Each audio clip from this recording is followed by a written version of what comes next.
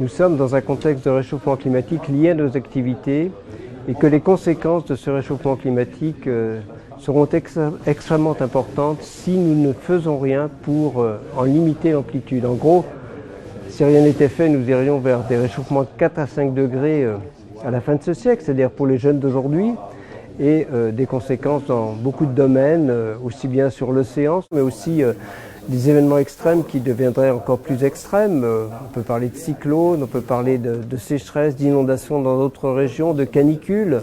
On pourrait imaginer des températures dépassant ponctuellement 50 degrés en France. Et voilà, donc des conséquences aussi sur la biodiversité, sur la pollution, sur les problèmes de santé et d'environnement, l'élévation du niveau de la mer.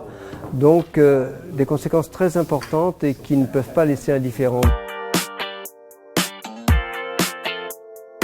J'adhère complètement aux objectifs de l'accord de Paris, limiter le réchauffement climatique au moins 2 degrés, voire 1,5 degré par rapport à aujourd'hui. On a déjà pris 1 degré, mais c'est un véritable défi. Par exemple, pour avoir des chances de rester autour de 2 degrés, il faudrait que les engagements de l'accord de Paris sur la période 2020-2030 soient multipliés par 3, pour 1,5 degré multiplié par 5. Donc on est loin du compte. L'accord de Paris est un succès, mais il est largement insuffisant et d'autant plus qu'il n'est pas respecté dans tous les pays et que certains pays, comme les États-Unis, sont en train de le quitter. Donc on voit bien la nécessité de remonter l'ambition de l'accord de Paris, mais on en voit bien la difficulté également, et c'est tout le défi de la prochaine décennie si on veut lutter efficacement contre le réchauffement climatique et rester sur des trajectoires qui permettraient aux jeunes d'aujourd'hui de s'adapter à un réchauffement climatique. Ce ne sera possible que si celui-ci est limité à 2 degrés et effectivement même à 1,5 degré par rapport à aujourd'hui. C'est un constat très clair, il faut aussi des investissements.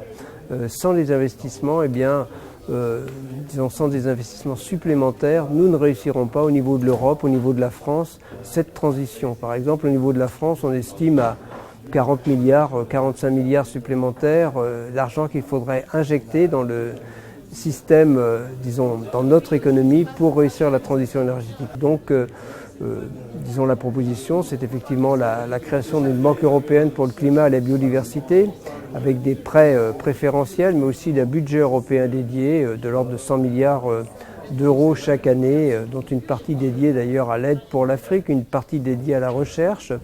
Voilà, et c'est ce pacte climat, finance climat que nous mettons en avant avec aussi, nous croyons, la nécessité d'entériner ces deux outils, ces deux approches par un référendum qui permettrait tout au moins de pérenniser ce pacte. Donc l'idée force du pacte finance-climat, ça vient du constat que les investissements sont actuellement insuffisants, que ces investissements doivent être faits au niveau de l'Europe et bien sûr aussi qu'ils seront créateurs d'emplois et finalement de bien-être pour les populations européennes.